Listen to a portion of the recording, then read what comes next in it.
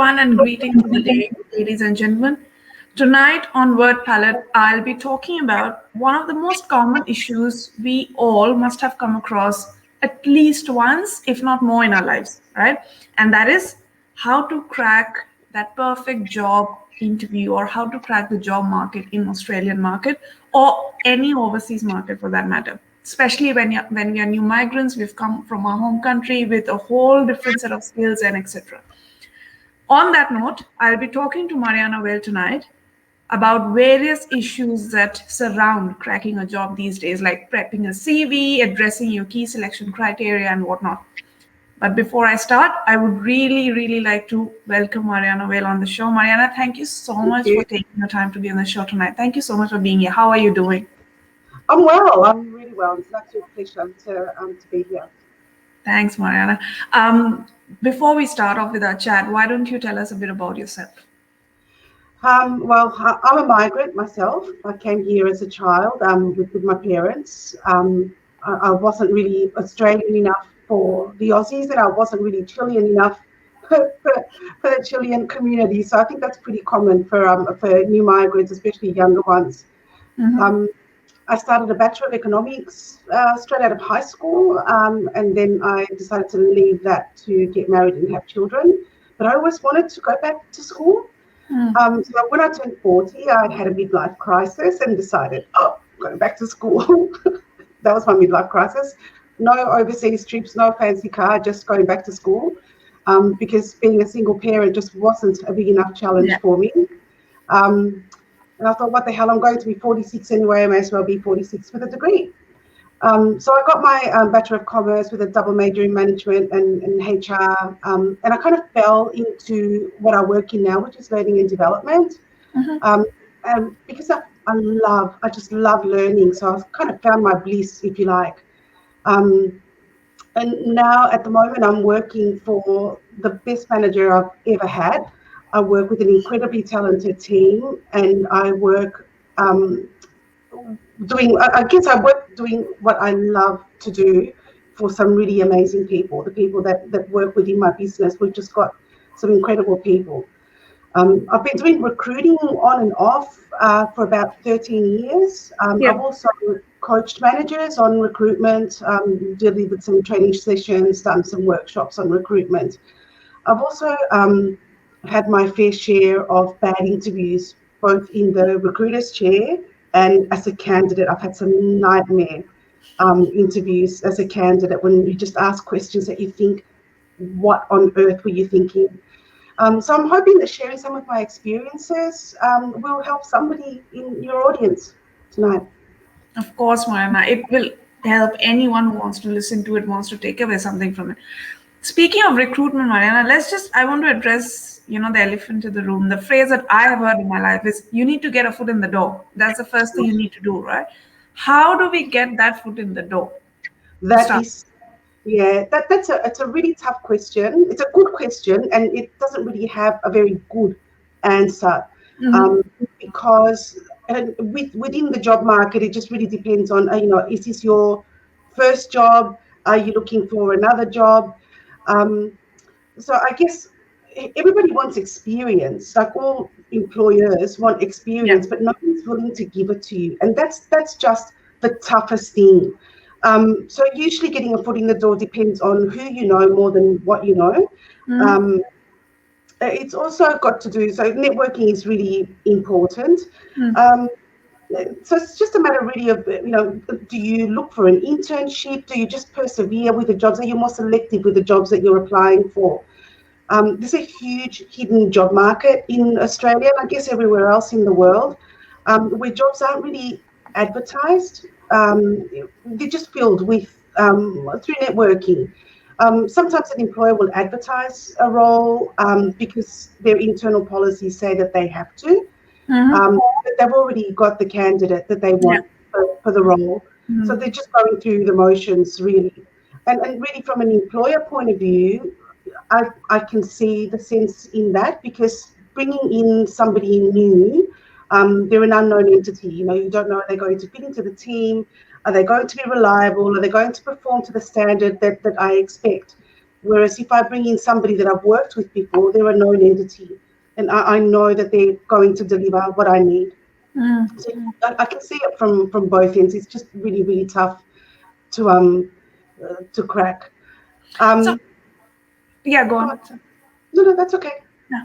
Mariana, when you say that it's more important that who you know rather than what you know, what about those new migrants who've just come here, new people, who students or young girls who've just gotten married and come here? They want to try something in the job market. They don't know anyone, right? So what happens to those people?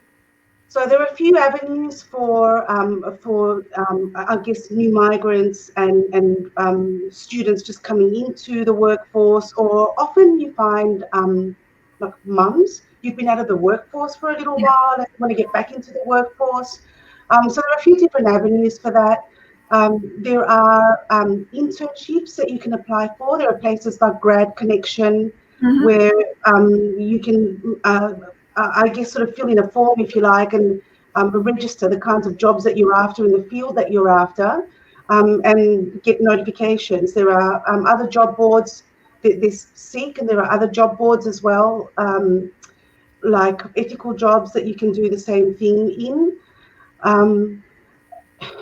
I guess the internship is a really good option, particularly for students. Because it gives you that really valuable Australian workplace Yeah. experience, Yeah. Yeah. that you can then put on your CV. I've done this. I've worked in Australia. Um, and I guess if you have a community, if you don't know anybody, get on Facebook, get on LinkedIn, create. I would recommend, highly recommend, creating a profile on both Seek and on LinkedIn, and create those job alerts Yeah. on Seek and the other job boards as well. If you and just expand your network. If you're new to the country, find people in your community. There are lots of like neighborhood houses that have groups of women or new mums, or people that get together for various things, whether it's arts and crafts or exercising. But that's a really good opportunity to get to know other people and just expand your network as well. Yeah, that's an awesome tip about networking, Maya. And I think that's going to help a lot of new people who are listening to us. So we have the first question from Ira. Hi, Ira. Thank you for tuning in. If there's a gap in employment, especially with mothers when they have a break to look after baby until the child starts school, etc. Yeah. So how do you address that in your CV? Yeah, that's just put in the time frame. So in your timeline on your CV, just write, from this time to this time, dedicated to my family. There's certainly nothing that would repel or discourage an employer because you've taken time off work to look after family. And I know that when I was in a call center, I hired women with commerce degrees, with economics degrees, with all kinds of fantastic qualifications, and they just wanted to work in a call center because they could do school drop off and school pickup. They just worked the mum hours, and that worked for them. And I've got some incredibly skilled people to do this job that they were well overqualified for, but they allowed them the flexibility for their life, for their family. So Perfect. just put it in there. You spoke about drafting up the CV, right? So my next point was toward that. So, Ira has asked, what are your thoughts? What should they put in CV and resume? So, my point next was to ask you that, we all have struggled with drafting the perfect resume, quotes and quotes. Yeah. Can you please share some pointers on what should we do to write that perfect cover letter or a resume for a job you're trying to approach? So if we start with a CV, and first of all, there is no one perfect CV. There is a perfect CV for a role, not a perfect CV overall. Ideally, you will have a master CV that has absolutely everything in it, and then you'll have a few, maybe 3 or 4 different CVs for the different types of roles that you might apply for. Because it's really important to tailor your CV and your cover letter for the role. Yeah. So you should have, the CV ideally will address that. Actually, it's really, really important that you address the key criteria in any job posting. Um, a lot of job advertisements will have a link to the position description. If you Yeah. can address the key criteria in the position description, it's even better. That's ideal. It shouldn't be more than 2 pages long for an entry-level job and 3 to 4 pages for a senior, mid-level to senior role. It should provide an overview of your skills, your attributes, so your soft skills and your technical skills, where your technical skills are things like, Microsoft Office, Salesforce, any customer management systems that you might have used, databases, Adobe, or any equipment like a forklift license or lab equipment, they fall under technical skills. And your soft skills are things like communication, I'm really proactive, I'm collaborative, I can work in a team, I can work alone, that kind of thing. Your CV should also provide a summary of your education, your qualifications, including any study that you are currently doing. Some people like to include interests and hobbies, and that's great.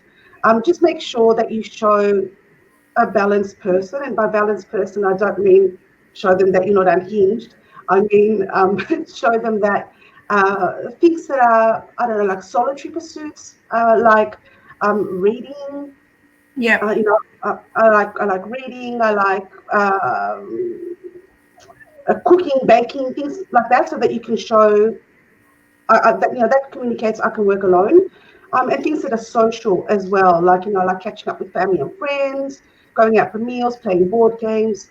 So because what that tells an employer is that this person is comfortable being alone and comfortable In a group. working, in a group as well. So that's what that communicates. The most important thing I think about your CV should be the timeline of your experience or your experience profile. And really, really important to list your achievements in that role. So use metrics as much as possible. So to give you one example, if I'm applying for, in my CV, there is, a trainer role. I had a trainer role. So my responsibilities included running inductions, delivering training, developing training, and one of the achievements might be I developed an induction program that reduced the time to competence by 50%. Because then I'm saying, so this is what I've done, but this is what I can do for you. So that use metrics wherever you can, because employers are, like most people, what's in it for me? They want to see what you can do for them. And the easier you make it for them to see the value that you're going to bring to them, the more they're going to like you and they're going to shortlist you. Very well said, Mariana. So, when I'm addressing the key selection criteria, right, all of my skills will not match with all of the criteria that are listed, which is natural. So, if I have a few skills that can be transferable, how do I get them married to the key SC? How do I make sure that everything is put forward in a very favorable way in the key selection criteria's responses? Okay, so that's a really, really good question. So you can address that in your experience listing, where you might write, for instance, if the one of the key criteria is you need really good organisational skills. You can and this applies for mums as well. People have been away from the workforce for a while. In terms of transferable skills. Something like, my organisational skills have been honed through years of managing a full-time job, part-time study and parenting. I mean, that speaks volumes. It's not that I have managed a team of 50 people, and that's how well organised I am, but you're communicating that you are highly, highly organised through what you're doing in your everyday life. So you can include it in that. And it's just, if some of your skills don't match the key criteria, then maybe you should consider not including them. Try to marry up to the key criteria and use the words that they use. Because most employers have recruitment software. And within that recruitment software is a little monster called applicant tracking system. And that little thing it does a search for keywords, and if it doesn't find the keywords that they've listed in your application, it doesn't even hit the recruiter's desk. It just Wow. gets discarded immediately. So use those keywords because it will pick up on them. Use them in your cover letter, use them in your CV. Yeah, well, I didn't know about that trial recruitment software that people use. Yeah. My God, you've gone so advanced. Speaking of skills again, Mariana, now, all right. So Sujit Naya asks, "Hi Sujit, and thank you for tuning. Is personal branding important for a job seeker?" Mariana.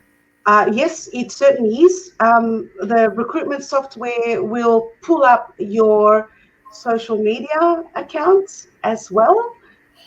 As it searches for your name. So as a recruiter, I'm looking at my software and I get your application and up pops your Facebook, your Instagram, your Twitter, and I'm looking for a person for a management role. I'm looking for somebody that's going to manage a group of 10, mostly male employees.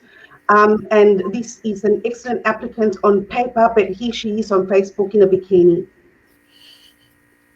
And unfortunately, that does influence recruiters because how is this person going to occupy a position of authority if this is how she's representing herself on a platform that can easily be found by the people that report to her? So in an ideal world, it really shouldn't matter. You should be able to do whatever you want. Likewise, if your Facebook profile picture is you and your mates getting drunk, not a good look either if you are applying for work. So to do that, to avoid that, just make a change in the name of your social media account so that it doesn't marry up exactly to the name on your CV, because then it won't come up. The algorithm won't find it. I have a question, Mariana. The way I handle my social life should be completely different to what I am in 9 to 5 when I'm kind of chairing a meeting, right? How can these two be ever connected? I can be two completely different persons, but Yep. why should that influence my role in a workplace? It shouldn't. It shouldn't at all. It should have absolutely nothing to do with it. But we are dealing with humans. Mm-hmm.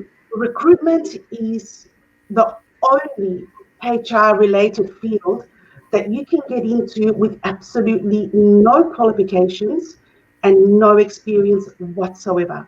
So we have an awful lot of inexperienced and in my experience, lazy recruiters out there. I've worked with recruiters that will sit there on work time and look up their colleagues' social media pages. Wow. So, all I'm saying is that even though, look, you're absolutely right, it should have absolutely nothing to do with anything. Mm-hmm. But if you are using the same name on your CV as you are on your social media, just know that your social media accounts will pop up with the software. It will bring it up. And then you're in a position where you may be excluded from the process because somebody doesn't agree with your politics, or somebody thinks that you're too old. All of these things, of course, are protected by law. They legally they can't, but you can't prove that that's why you didn't get the job. So my suggestion would be just to avoid that by making a change to the name on your social media page, even if you just change one letter, or invert, do your surname first, then your first name, or add a letter or something, so that you don't get caught in that. Speaking of that, your social lives, how do we respond to some weird questions? For example, oh, do you have children? Are you planning to have kids soon? How do you respond to these questions? I love those questions. I mean, one of the goodness, and we come back to that inexperience in a lot of recruiters. I mean, one of my favorite questions that I've been asked is like, "Oh, Mariana, that's an interesting name. Where are you from?" And I've said, I'm from Dandenong. Oh, that's a working class suburb here in Melbourne. No, before that. Oh, before that, I lived in Hampton Park, and before that in Glen Waverley. So and they just kept saying, no, but like, where are you from? Like, where were you born? And look, it depends on do you want that job? Do you not want that job? If you don't want that job, just ask them, how is that relevant? And challenge them. If you do Yeah. want that job, then ask, I'm having trouble understanding the question and how that relates to the job that I'm applying for. Can you help me understand that, or can you shed some light on that? And just the wording, the words that you use, you can either alienate them, or you can just basically hold up a mirror and get them to maybe just change the direction of the questioning. Often that kind of question is not necessarily racist, although technically it is, racism, but it's more unconscious bias, and it comes from a genuine want or desire to connect with you in some way.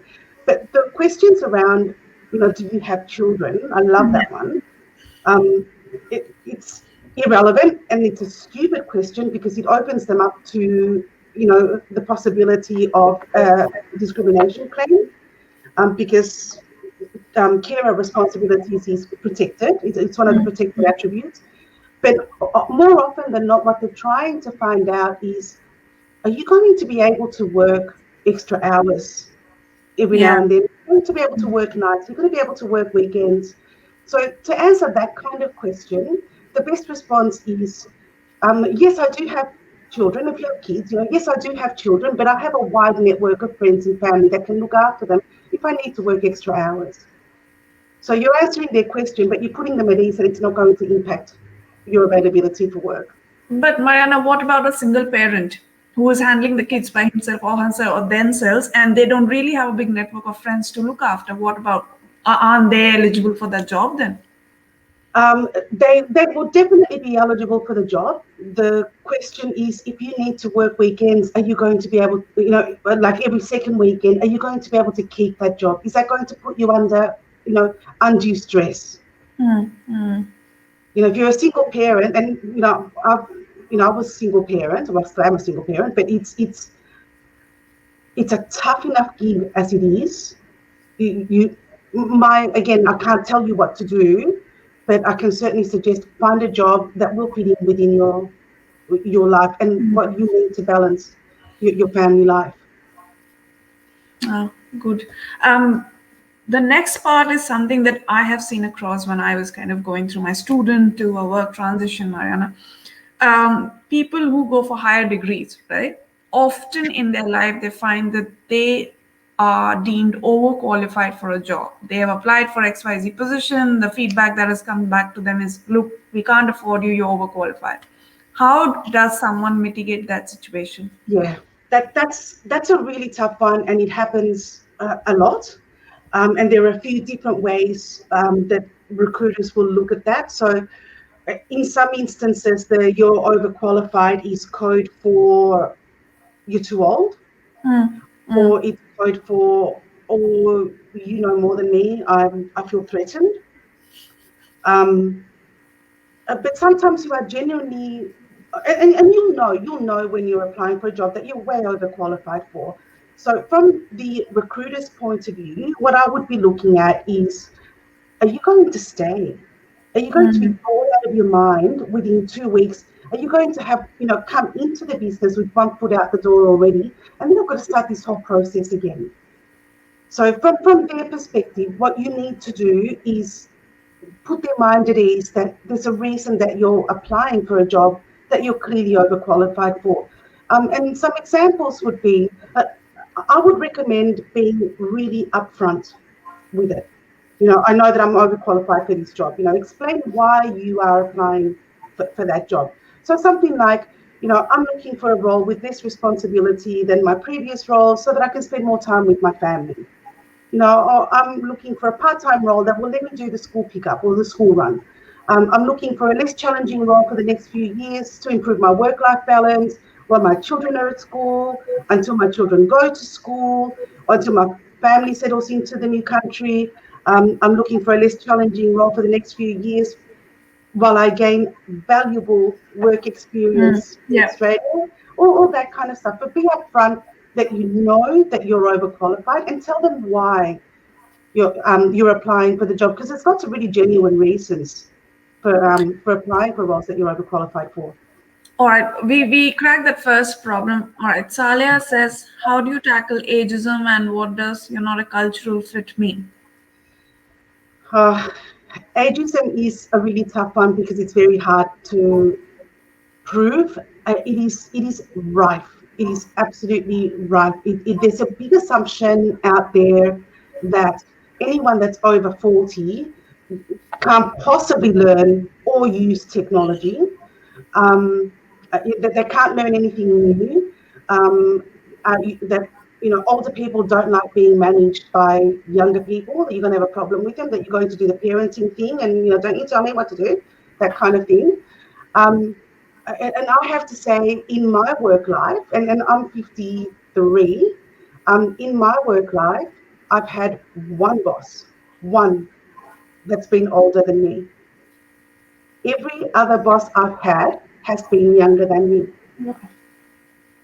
Um, so the ageism thing, I'm not really sure what the solution is for that. A lot of it comes down to the fact that a lot of recruiters are very young, and you would need somebody that's like a good experienced recruiter to see the value that you bring to the business. So I think ageism, the best way to tackle it is to highlight the value that your experience brings, not to focus so much on the age, but focus on the value that your experience will bring. And really important for us, those people over 40, on the wrong side of 40, is to communicate that you're keen to learn. I think that's a really good, way to get your foot in that door when you're a little bit older. And the second part of that question, You're what was not a it? cultural, yeah. If someone says you're not a cultural Cultural fit, fit. All right. So cultural fit is another one that's code for I feel threatened by you, you're too old, or whatever. And again, it's used a lot more than it should be. A genuine cultural fit concern would be if you have. I'll use my team as an example. Um, I have a very small team. There is a free flow of ideas, a lot of creativity. We provide a lot of feedback. Found a typo here, and there's a lot of trust there. So there's you're in a safe place. If I was to bring somebody that into my team that would be highly critical, and would provide feedback that's not constructive, they're going to mess with the productivity of my team. That's what I would deem not a good cultural fit, because they're going to interfere with how productive my team is. So yeah. not because you're not South American, not because you're not Australian, not because you're not 20. It would be how you gel with the team and what impact you're going to have on my team's productivity. Because at the end of the day, that's what my team needs to, deliver. Yeah. They need to perform Yeah. tasks they need to deliver. When you mentioned about the problem around ageism, Mariana, I see it as a very controversial situation. On one side, a recruiter will want experience, right? That you come to the table with enough experience. But on the other side, they don't want you above a certain age. How do you deal with this contradictory situation? It is insane. And again, like I actually saw an ad not that long ago asking. So the ad was for a graduate role.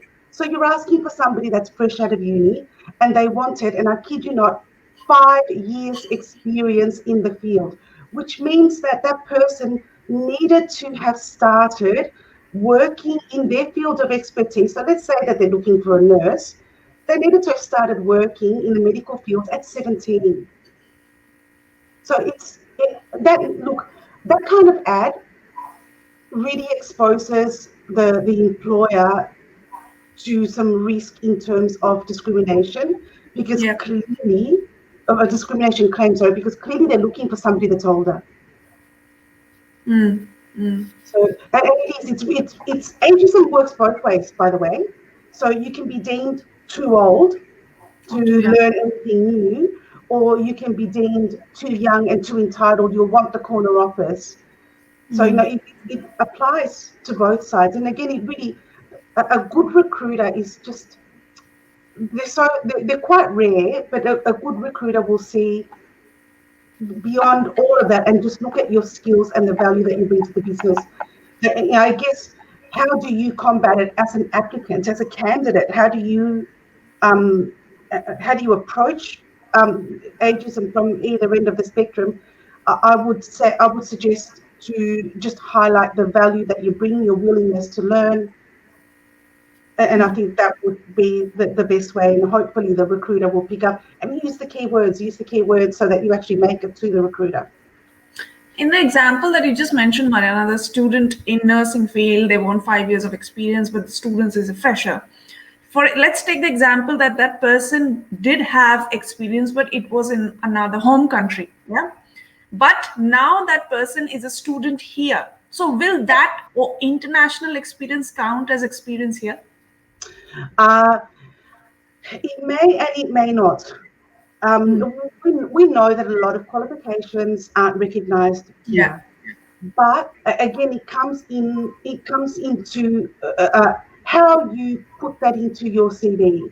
So if I write, I have nursing experience in South America, from South America, that might not mean a great deal here. But if I word it differently, like, X number of years looking after the elderly, geriatric care, administering medication, that's universal. So just focus on those transferable skills and word it in a way that shows what you will bring to the business. So, I did this, it may mean nothing, but when I did this is what was involved. And that will resonate with the recruiter because that's what they're looking for. So basically all we have to do is just to add value to whatever we write, which kind of marries up to the criteria they're looking for. Yeah. So marry it up to the key criteria. And just show what you're going to bring to the job. And it is just as simple as listing some tasks. I'm mindful of the time, Mariana, but I have one question that I really need to ask. In the academic field, a term that I have heard a lot more is there's no funding. There's lack of funding. Labs can't accommodate people, positions are available, but there's no funding. So for all the PhDs and people want to pursuing a postdoctoral fellowship, how do they mitigate the situation around lack of funding? What do they do? That's, I mean, there's not a great deal that you can do. I mean, lack of funding essentially means that there are very few jobs. And it means that there is a lot of competition for those very few jobs. I mean, there's not a great deal that you can do around that. A suggestion, I guess, would be to look for something that is maybe adjacent to the field that you're looking for. And then especially if you are an international student or a migrant, because it gets your foot in the door. My daughter's partner has a PhD, and he struggled to find work in his field. So he has a PhD in pharmacology and some other words that I can't even pronounce. And he ended up taking a role as a lab technician. Yeah. So he works for a multinational, but there's a small office here in Australia, and that small office means that he has been given exposure to so many other aspects of the role that he wouldn't have in a much larger organization. So look for adjacent opportunities if you can. But it's very, very tough. If there's no funding, the jobs aren't there. The jobs just aren't there. And because around this, the other thing that I've seen is people hiding the higher degrees. They literally don't mention their higher degree in their resume, so that the fear is there that if I mention it out there, I might not be selected. People do that too. So that's just, to me, that's horrible. Yes, it is. I would suggest that if you do have a PhD or some advanced education or qualification, include it if it's relevant for the role. Just try to keep everything as closely linked to what you are applying for and the key selection criteria, because you will frighten some people just because they don't want to feel less. I mean, that says more about them than you, really. Mariana, with regards to international students who are like fresh off the board, we have a question from Saleha. Can you please explain the car concept when addressing KSC? Key selection criteria. What's the car concept? Do you mean star Could or? be, could be, yeah, the star concept. I guess Should maybe just ask for some. Can you give some clarity on the CAR concept, please? Okay, while I get that, Mariana, the question that I had for you is Yeah. international students who are just fresh off the boat. What would be your go-to advice for them, like when they are kind of just off uni or they're even applying for side jobs? What should they look for and what should they not look for while applying for all those side jobs? Okay. International students, the best way to get your foot in the door and get some good work experience is to look for internships. There's a lot of graduate roles as well. So things like Grad Connection, Australian internships are really good places to look. Mm, Also, if you type into Seek entry level in mm, the what field in Seek, type entry level, and there's a whole range of things where it's like entry level roles for which would be perfect for grad yeah. students or yeah. But when you apply for internships, Mariana, 6 out of 10 internships will not be paid generally. So at that point of time, we also have to keep in mind the financial crisis or situation of the students. So how do they balance between the two? A lot of internships are paid. Some aren't, and if you can do an internship that isn't paid, obviously it will make you more attractive to employers. But a lot of companies do pay for their internships. So have a look at Grad Connection. That's probably one of the best places to look. Um, yeah, for the most part, it's really not. Yeah, most reputable employers will pay your internship. You'll be paid at a lower rate than you would Yeah. be if you were an employee because there's a bit of training involved. But again, you can only benefit from that. Any training that you get and any experience that you get in an Australian workplace is just something that will just help you with your next job. Another question that comes to my mind, Mariana, is I've heard people telling me, oh, I cracked the interview, but I could not get through because the office asked me, do you have a citizenship? Are you a citizen or a resident? If you're not, then I'm sorry, we can't take you in. Then what happens in that situation? Well, the ad should tell you that you need to be either a citizen or a resident or Hmm. have work rights in Australia, Hmm. because then they're clear up front on what their requirements are. And if those are the requirements, then probably shouldn't be applying for those roles if you don't fit into that. There are a few roles, but they're really limited jobs where you don't need to be a resident Yeah, or, yeah, or, or a citizen. They're really limited, unfortunately. I know. All right, Saleh has come back saying it's a very Yeah, similar concept to that's the stars. exact same result. Yeah, very similar to STAR. So in an interview situation, the STAR process is basically talk about the situation, talk about the trouble or the task at hand, talk about what action you took to address the problem, and then tell them about the result. Because what they want is that, again, it's just telling a story and showing them what you have done and what Mm. you're going to bring to the table if you join their business. So are all the interviews based on star method, Mariana, or there's something else also recruiters like to follow? There's a look. The STAR is a really good format to follow. A lot of interviews are they give you behavioural questions. So tell me about a time when you something. How did you deal? So what you don't want to hear as a recruiter is, well, then I would do this, I would do that, and give them a textbook thing, because everyone can Google that. Yeah, tell me what you did. Yeah. Tell me what you did. Don't tell me what you would do. Tell me what you did. And Mariana, I don't know if this question might be common sense for a lot of people, but how important is your attire when you go for an interview? How important or crucial is your attire? That's a good question. I've had somebody show up for an office job in thongs, shorts, and a shoestring t-shirt.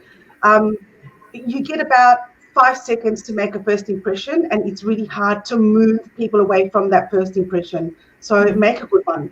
If you are going for a forklift driver position, there will be 50 people that will rock up in jeans and a hoodie or something. If you're the one that rocks up in jeans and a shirt with a jacket, they're going to love you. Just on that first impression, he's made an effort. He's made an effort to come to this. He's shown enough care for this job Yeah. to tidy himself up. I'm going to give him more consideration. And recruiters are human. Keep that in mind. Recruiters are human. So that if you fluff something in the interview, but they like you, you're much more likely to get the job than if you answer everything perfectly, but you sit like this during the interview. So, that you're a person, try and engage with them. And I know it's really difficult because it's very nerve-wracking to be in an interview. So just try and relax as much as you can, and try and be you. These are the tips, Mariana, that you're giving me are for walk-in interviews, right? When you're attending an interview in person. Yeah. How about you give us some tips on how to attend a virtual interview when you're just staring at the screen and people are on the other side of the screen? What to do and what not to do for a virtual interview? Okay. So if you are doing a virtual interview, look at the camera as much as possible, which is really difficult because our tendency is to look at the person that you're speaking to, which is on your screen. But just flash a look at the camera every once in a while. Use your hands, gestures. Try and be as natural as possible in what is a rather unnatural environment. If you're going to put one of those backgrounds on, try and not make it something wacky that's going to detract or take their attention away from you. Unless you're going for a job in a creative field, then knock yourself out, be as wacky as you like. Thank you, Mariana. All the tips were super, super useful. I can't thank you enough for your time, your tips, and all your advice. And I'm sure all the people listening to us had a great time and they'll take away something very crucial from you tonight. All right. Thank you, Mariana. This was an amazing chat. I wish we could just go on and on, but I have to keep the time in check. So thank you so much. And thanks to everyone who posed questions. Thank you for watching. We'll be back soon with another conversation. Till then, stay safe. Thank you and good night. Thank you.